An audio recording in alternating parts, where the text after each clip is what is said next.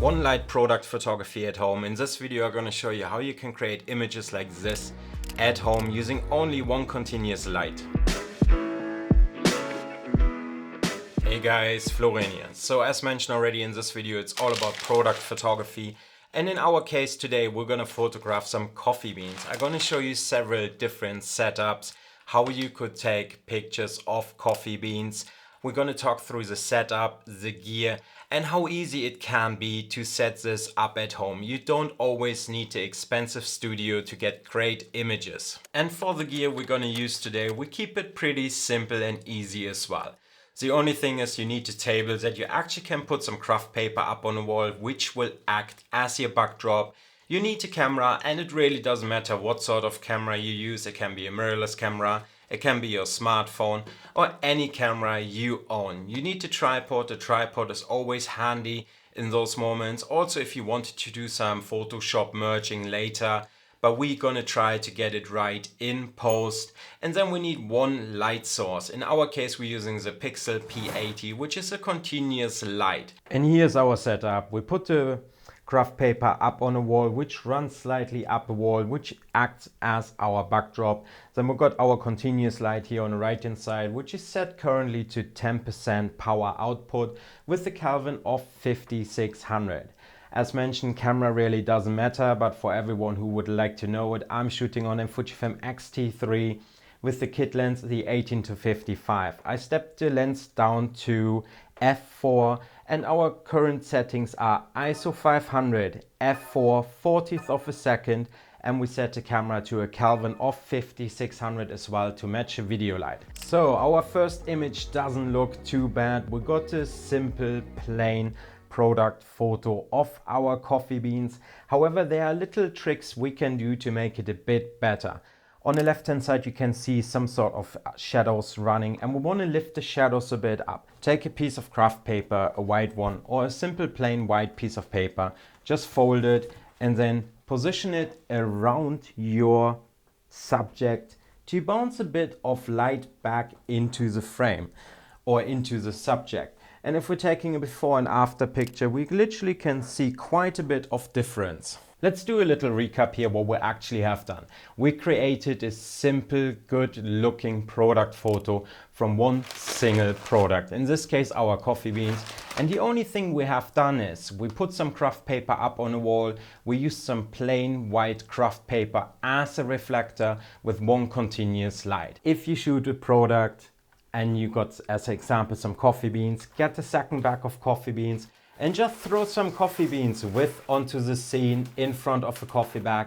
So you got basically the product two times in a picture. You got the coffee bean bag, the original product, and also the coffee beans laying in front of it. And here's another image. It adds some sort of texture towards the image. It adds a product as a raw product to the image and makes the image overall more interesting. But it's literally entirely up to you how much coffee beans you would like to add towards the image. Just a few beans, a whole bag. You also could put a whole bag onto the table and place the bean bag on top of the beans or the fresh beans and take an image. That's another option how you could take a nice, great product photo of those coffee beans. But I think we're gonna add a fresh coffee to it now. And this is, yeah, let me go and get the coffee. Here we go, fresh coffee. Smells fantastic, by the way. So the secret when doing stuff like this, and this is fresh brewed coffee. There's no like food photography tricks involved or anything else. When doing stuff like this with fresh coffee as an example, you need to work fast. Also a good point why you should use a continuous light, because you can shoot some sort of burst modes, which we're gonna do in a minute as well. So let's get the coffee onto the picture. So our settings haven't changed at all. We're just gonna place a coffee now next to the coffee beans or bean bag and taking another image and having basically three times or three different elements towards the picture. We're gonna have a bean bag, we're gonna have a beans itself, and we're gonna have a fresh coffee. So here's what's gonna happen now. We're gonna have some fresh foamed milk, which we're gonna pour into the coffee, and we're gonna shoot a burst mode of a couple of images. Also a reason why continuous lighting is quite handy, because you can do stuff like this. You can choose the burst mode and pour the milk into the coffee, and hopefully we capture the moment when the milk hits the coffee and glides into the coffee. We set the camera to continuous high burst mode. We're gonna set a 2-second timer now, and then we hope for the best. We press the shutter button, we focus on our beans, and then we're gonna pour the coffee into the milk into the coffee and see what happens. So let's do this. It's quite hard right now because I barely can see anything if my framing is right, because I can't reach, but 3, 2, 1.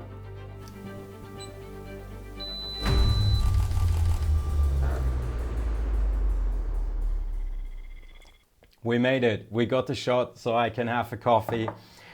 Even though if I was a tiny bit too early, we still got the shot, which is definitely usable. Of course, if you aren't happy with this shot, you might need to do it a few times to actually get a perfect shot you've been looking for.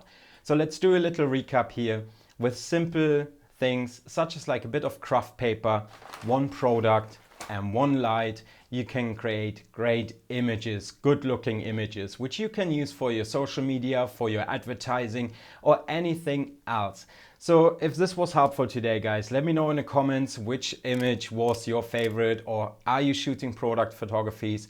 And now we're actually coming down to our sponsor of today's video. Sponsor of today's video is Pixel Enterprise. Pixel Enterprise is a Chinese-based manufacturer for high-quality video lights and audio, such as like microphones.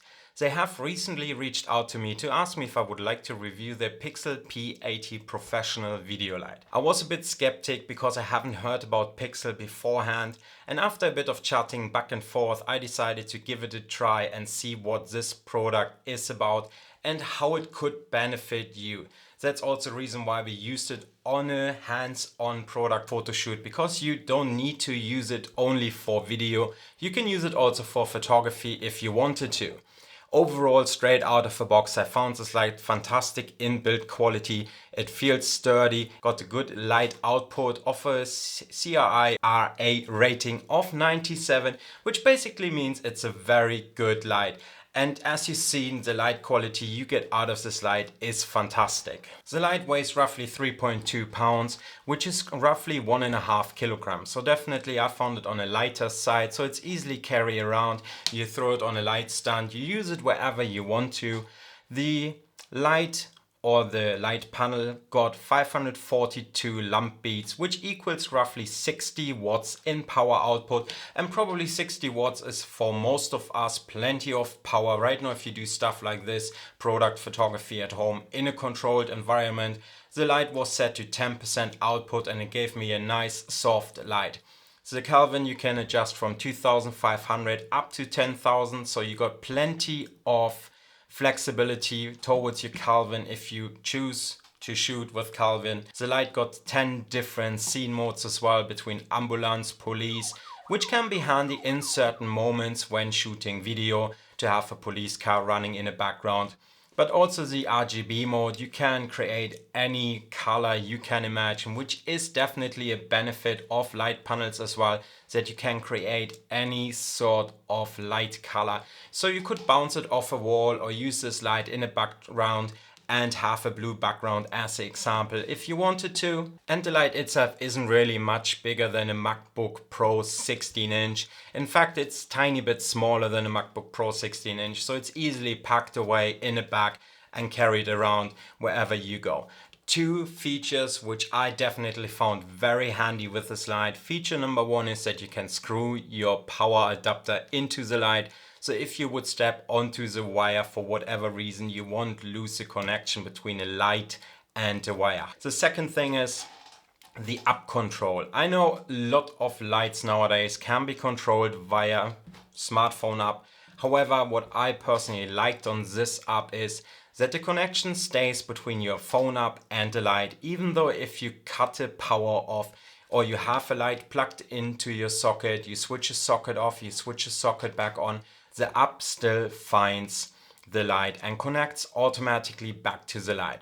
So what I mean, or to simplify the whole thing, switch a light off on a power socket, switch it back on, switch your phone up on and switch a light on. You don't need to go physically to the light and press the button to switch a light on. The light will be still able to be controlled via phone up. I found this fantastic. So this basically means I could throw my light up onto the ceiling without worrying how to switch a light on or how to control a light. As mentioned already, the power output, the watts and the light quality is fantastic. But here's a little example. If we kill all my video lights, this light is currently set to 10% power output, and it gives me already enough power output to light up my room. So let's switch my lights back on. Let's come a bit closer to the panel itself.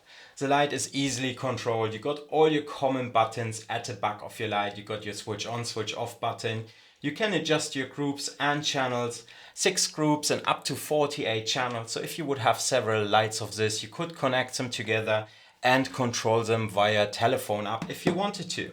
You got your power button. You also can adjust the light by a quarter step. So you don't need to always press a button, go step, step, step, or 1%, 2%, 3%.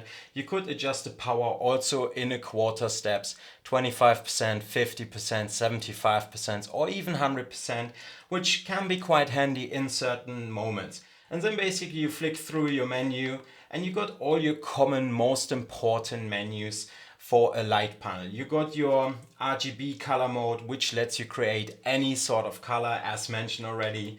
You got your effects mode, such as like police car. You got your CCT mode, which gives you the control over your video light. And then also your HSI mode. So you got all important settings straight at the back, simple, easy to use. And overall, I found this light very handy. As you've seen, it gives you a nice power output, and overall I was pleasantly surprised about this product. If I'm in a position and I would need a second light panel, I definitely would get the second P80. Also for the reason because you can screw your power cable in. The app control is very easy, and my biggest feature, which they sold me this light at, is that the connection between a light and a phone app still stands even if I cut the light, which is definitely handy. And I hope they build this feature also into their more expensive video lights, which then definitely would be a big selling point for myself. And with that said, today guys, I'm gonna leave a link for the light down in the comments so you can check it out, see what you think. And if you want one, go and pick one up. And I hope the overall video was of interest to you and was helpful to you. And with that said, like, comment, subscribe, and I'm gonna see you, my friend, very soon in another video. Cheers, mate.